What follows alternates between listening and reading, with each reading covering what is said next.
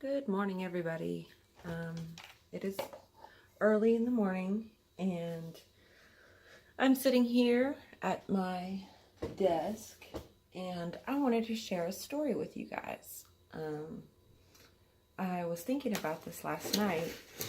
This happened to me when I was, I'd say I was probably about 14. It was with my best friend. Okay, let me set this up. Okay, so I was with my best friend. Her name was Laura. We're still best friends. And we've been friends for a good 20-something years, over 20 years. But we were 13 and 14 at the time. And we lived in the worst part of the city I grew up in. I grew up in Anchorage, Alaska. And we grew up in Mountain View, which is, if you know anything about Anchorage, you know that Mountain View is the worst place to grow up. And so I was just naturally just a bad kid because I was surrounded by bad influences. I was a hellion, to say the least. And me and her, I would always talk her into stupid things. Because she was like a year younger than me, and I was really ballsy and didn't really give a crap about anything. And this wasn't our intention going into the night. We kind of just stumbled into the situation. Okay, so this is what happened. It was a blood moon.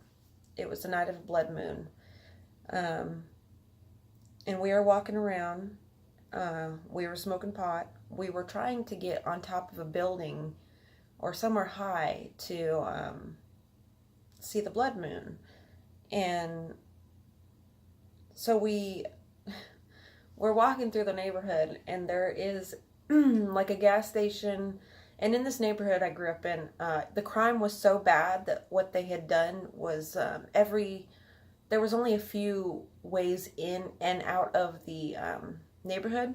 Even though there was a bunch of streets, a lot of them were capped off with a garden area, so less places for criminals to get out from, because that's what they would do. They would the cops had such a bad time with crime in that area that they capped off these ends of the roads so people had few. They could place people in these spots because there was only a few places to come out of the neighborhood. The neighborhood was really big. It was, I don't know, a good 20, 30 blocks, and or 20, 30 streets, I'm sorry. But so we're near the main road, and there's a laundromat. It's kind of like a laundromat / dry cleaner place. I'm not going to say the name of it because even though this was a long time ago, we never got caught for it, which was just surprising. And so there, behind this laundromat place, there was a path. It was a little sitting park, with a little grassy area, like a picnic park or something like that. And there was a bench and stuff like that. And then there was an apartment building on the other side of it. Well, we were walking through this park, the sitting park, and we were going somewhere. I don't know where we were going. It was midnight. It was late at night. And all of a sudden, I tell my friend, my little sister was with us too. I told my friend, I said, hey, let's climb on top of this roof and see if we can see the blood moon. And she was like, okay, I'm down. And so we get up there. My little sister, she was too afraid to climb the building because we had to hold on to this pipe and hoist ourselves, pretty much walk against the building and hold this pole as we climbed up.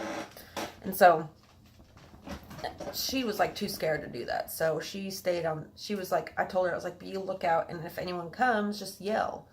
And so she stayed down there, and me and her get to the top, and we're looking at the blood moon, and all of a sudden she starts kicking at this top of this, there was a big square. It was almost like a vented area, ventilation system or something for the attic. And she kicked it off because one of the corners it was like bolted down in all four corners, but one of them had some looked like somebody had already started to kick on it, and like it was loose. So she was like kicking it and like trying to get in for some reason. I was like, what the hell are you doing? She's like, I don't know, I'm just seeing what's inside. And so she finally kicks it off, and I was like, my sister yelled at that time. She was like, someone's coming. And so we tried to get down as quick as we could. My friend stayed up there. And all of a sudden, this dude out of nowhere, like this crackhead, like a literal legit crackhead. If you've never seen a crackhead, or you never encountered a crackhead, you wouldn't know one if you've seen one. But I have encountered many, and was around this time around a lot of crackheads. So like you could spot a crackhead a mile away when you saw one, at least in the neighborhood I was in. So we knew he was a crackhead like the second we seen him. And he was like, oh, what are y'all doing? And we're like, nothing. And he was like, oh, you guys trying to get in that building? He seen my friend up there. And then we were like, no, we're not trying to get in the building. And he was like, well, I know how to get in. And so one thing leads to another. And all of a sudden we're following this goddamn crackhead into this building. Okay. So we drop down into this roof, and it's full of insulation and just like wooden beams. And for some reason, this dude knows exactly where to go. And looking back, this guy was 100% the one who had already pre-kicked this thing off the top of the roof. Because how else would he know what to do? So we follow him, and he pulls up the insulation. Like he went almost to the end of the top where we were, in this little crawl space area. He went all the way to the end almost, and then pulled up the insulation and like kicked a hole in the ceiling. It was like a office space ceiling, so you know those like really cheap like tile ceilings. It was like one of those. So he kicks it in and jumps down into this little office, and it's an office that's locked from the inside, and like all the lights are out except for like there's like a hall light on or something. And so we go in there, and he starts like raiding the place. And you know, me and my friend, we're like high as hell. So what I start doing is you know, I'm just like looking at all the stuff on the desk, and I see this really cool like paperweight with like, I think it had a scorpion or something in it. And I was like looking at it, and you know, I wasn't really looking for stuff to take. I was just looking at things. And all of a sudden I seen this like really cool car phone, and it was like a Cadillac, and it had the top of the phone, or the part you put to your ear like this, it was like the top of the car. So I was showing my friend Laura, I was like, oh my God, dude, look at this car phone. And you know, we're stupid kids, and we're high. So like we start laughing, and this guy, he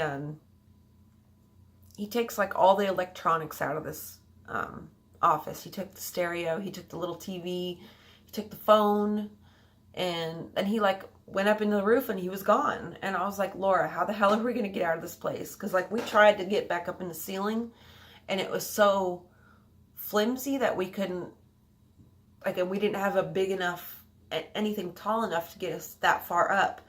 So she was like standing on my back trying to get up out of there, and we couldn't get out. And she found in the desk, she found like $1,000 or something like that. She found like a wad of money, and she took it. And I didn't know she took it. She shoved it down her pants. And so we're stuck in there for a good 30 minutes. And finally she's like, fuck it, let's just go out the front door. I was like, maybe that's not such a good idea. But before I could say anything and like stop her, she walked out the door. And as soon as she walked out of the door, like, I kid you not, this alarm went off, and it started like flashing red, and it was like saying intruder, intruder, intruder.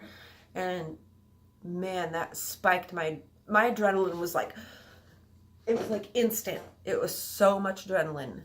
And I don't know how we got back through that ceiling, but we got up there in a split second. Like, we were up in the ceiling, off the roof. She fell off the roof because she tried to climb down, and she got her pinky caught on like this screw that was on the part of the pole, and she fell off the fucking roof.